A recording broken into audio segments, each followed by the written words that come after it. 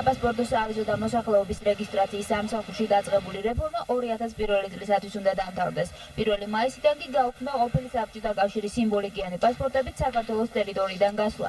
რაც შეეხება რეფორმის თემს, პირადობის დამადასტურებელი მოწმობები შიდა ქართლის მოსახლეობის მხოლოდ 13%-ს გააჩნია. რაც შეეხება რეფორმის დაჩქარება, ჩვენ მიზანშეწონილად მიგვაჩნია განათლების განყოფილებებთან მჭიდრო კავშირი, ვინაიდან ორგანიზებულად მოხდეს კურსდამთავრებულებზე პირადობის მოწმობების მიღება.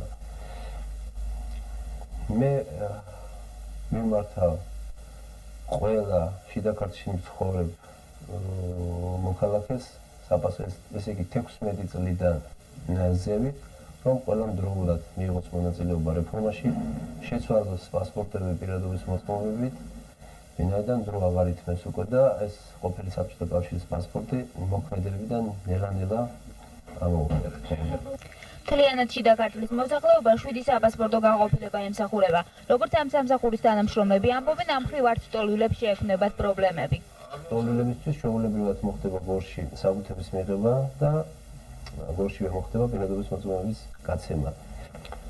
ყველა საპასპორტო აბსოლუტურად რეგიონის საპასპორტო მობილიზებულია. ყველა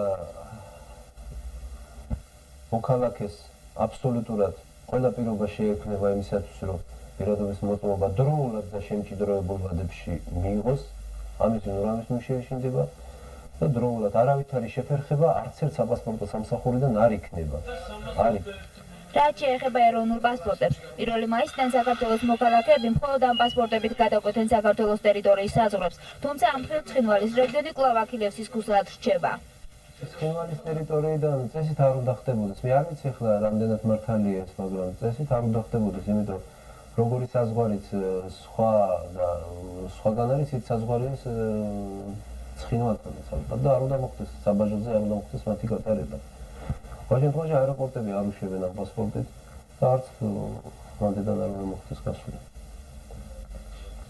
ამ სამსახურში დაწყებული რეფორმა 2001 წლისათვის მოსახლეობის 10%-ის ქართული პირადობის დამადასტურებელი მოწმობებით უზრუნველყოფას ითვალისწინებს.